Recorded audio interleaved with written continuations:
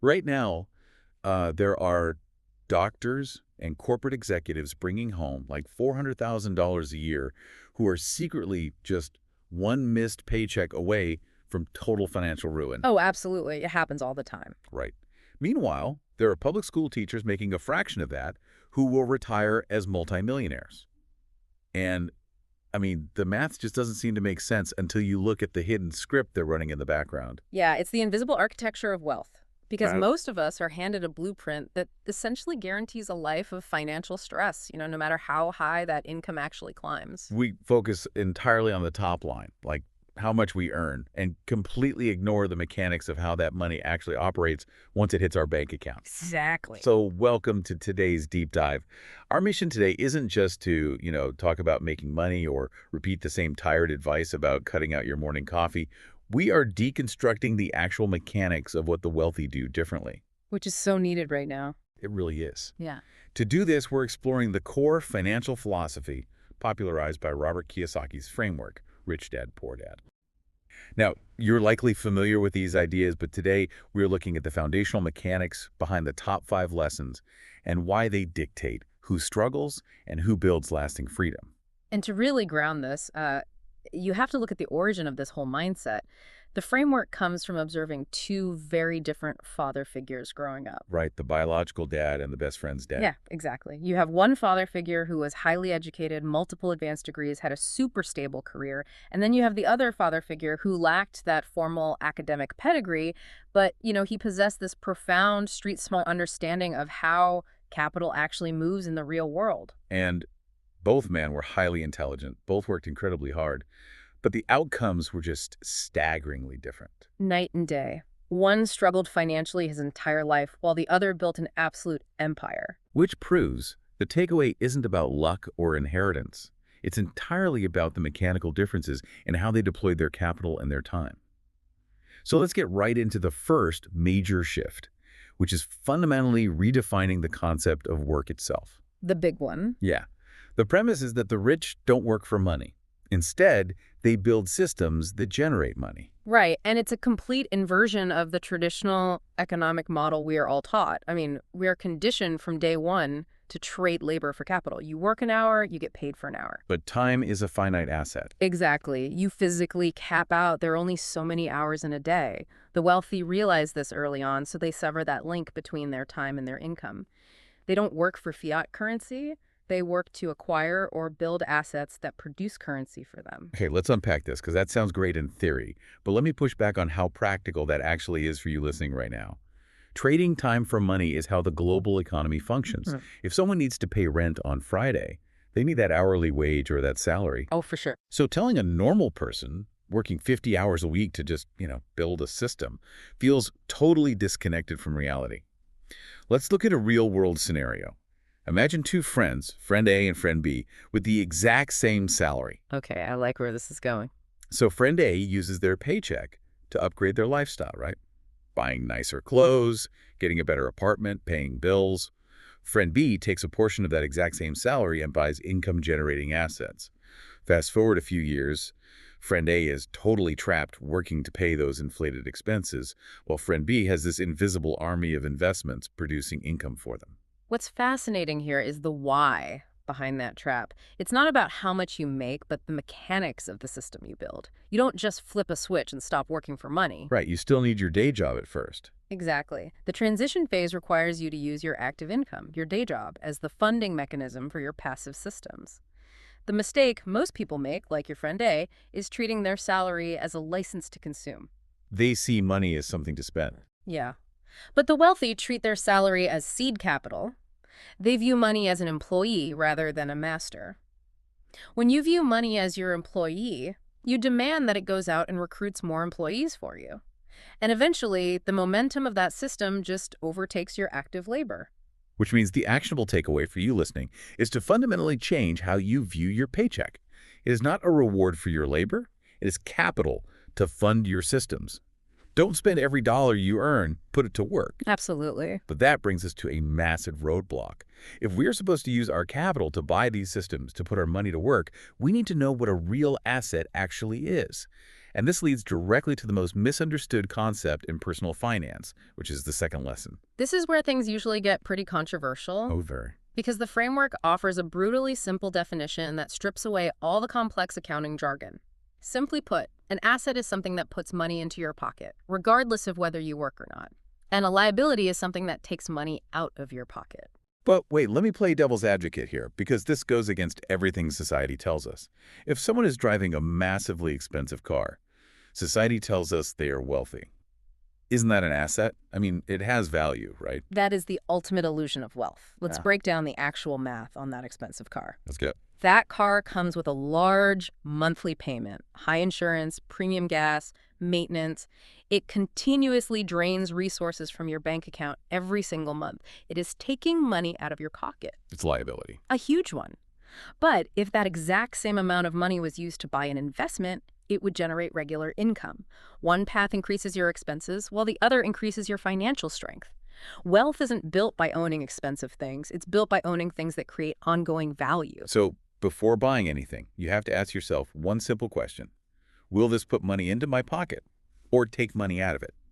That's the actionable takeaway here. Right. And spotting the difference between a true asset and a liability, especially when marketing companies are constantly trying to sell you liabilities disguised as assets, that requires a very specific skill set. Which is why formal education isn't enough to build wealth, right? Bringing us to the third lesson. Financial education is actually more important than a high income. It is vastly more important. Earning money and managing money are two completely different skills. So what does this all mean? Think of it like this. Giving a high income to someone without financial literacy is like giving a high-performance sports car to someone who doesn't know how to drive. Oh, a crash is completely inevitable. Totally inevitable. They're going to wrap it around a tree on the first turn. And this explains the paradox of why so many high earners, doctors, lawyers, executives, still live paycheck to paycheck. Yeah, let's look at the underlying mechanics there. A high income can disappear instantly without a foundational understanding of investing, saving, budgeting, taxes, cash flow. Especially taxes. Oh, taxes are the biggest wealth destroyer for the uneducated. The average high-income employee earns money, the government takes 30 to 40% immediately, and then they try to build wealth with whatever is left over. Like trying to fill a bucket that has a massive hole drilled in the bottom. Exactly. But knowledge is what creates opportunities. When you actually understand financial mechanics, you can confidently grow your wealth rather than just spending it to look rich. You learn how to use corporate structures and investments to legally minimize taxes and maximize cash flow. So the actionable takeaway is to never stop learning. Your financial knowledge is quite literally one of the greatest investments you'll ever make. Because nobody cares about your money more than you do. Exactly. But, gaining this financial education means you eventually have to actually try new things. You have to start investing, setting up a budget, maybe starting a business. And trying new things inherently brings up the fear of making mistakes. Which is the perfect transition to the fourth lesson. Don't fear calculated risks. This is a tough one for a lot of people. It is, because most people avoid massive financial opportunities simply because they are terrified of making a mistake. They are paralyzed by fear. But honestly, nobody wants to lose their hard-earned money. If I've saved up $10,000, isn't playing it safe the smart move? I mean, keeping it in a savings account feels incredibly responsible compared to risking it in the market. If we connect this to the bigger picture, it makes sense why we feel that way. The traditional life path we were all taught in school aggressively punishes mistakes. You make an error on a test, you get an F. So we become completely risk-averse. We're conditioned to seek safety. Right. But in the financial world, successful entrepreneurs and investors view setbacks entirely differently. Failure isn't a permanent defeat. It is the necessary price of learning. It's just market feedback. Exactly. And the truth is, playing it entirely safe is mathematically dangerous because of inflation. If your money is just sitting there safely, it's actively losing purchasing power every single day. So you're guaranteeing a loss by trying to be safe. Precisely.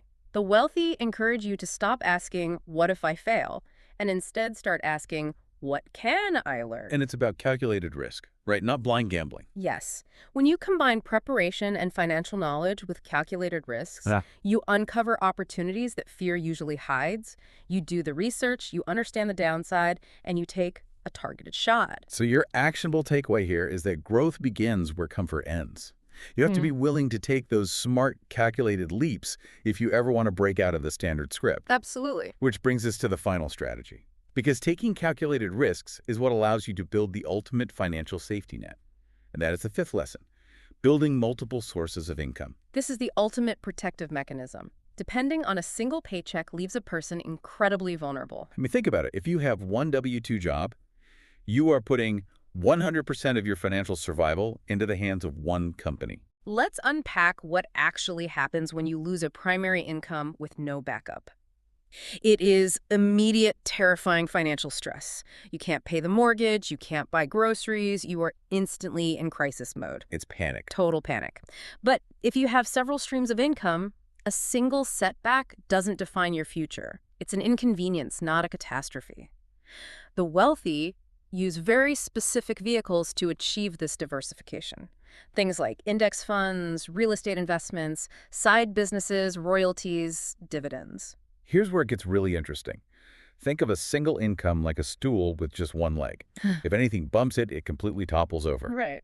But multiple income streams are like a heavy, sturdy table with 6 or 7 legs. If one leg breaks, say a tenant moves out of a rental or a stock cuts its dividend, the table still stands perfectly fine. That's a great way to visualize it. Financial freedom is ultimately built on that kind of diversification. It's like a microgrid for your own life. And ideally, those streams shouldn't be completely correlated. If all your income is tied to the tech industry, for example, a tech crash takes out your job and your investments at the same time. So you want things that react differently to the economy. Exactly. Real estate, digital products, dividend stocks. And you don't build them all at once either. You build one, stabilize it, and then use the cash flow to start building the next one. So the actionable takeaway for our listeners is, do not rely on only one source of income. Start building additional income streams today, even if you have to begin incredibly small. Just start the habit. All right, we've covered a massive amount of ground today on how capital actually functions. Let's briefly recap the 5 foundational mindset shifts for you. Number 1, make money work for you. Don't just trade your time for a paycheck. Right. Number 2, buy true assets that put money in your pocket instead of liabilities that drain it. Number 3, invest heavily in your financial education because knowledge protects your wealth. Number 4, take smart, calculated risks instead of letting fear paralyze you. And number 5, build multiple streams of income so you are never reliant on a single point of failure. And, while these concepts won't make you rich overnight, consistently applying them will completely transform your financial reality. The greatest difference between those who struggle and those who achieve real freedom is simply the decision to start thinking differently and to actually take action. It's all about taking agency over your own life. And to leave you with a final provocative thought to chew on as you go about your week. Since the greatest investment you can ever make is the one you make in yourself, I want you to look at your calendar and your bank statement right now. Oh, that's a great exercise. Look at the raw data. What do your current investments of time and money say about the financial future you are building? Are you feeding the old script, or are you finally building the foundation for your own freedom?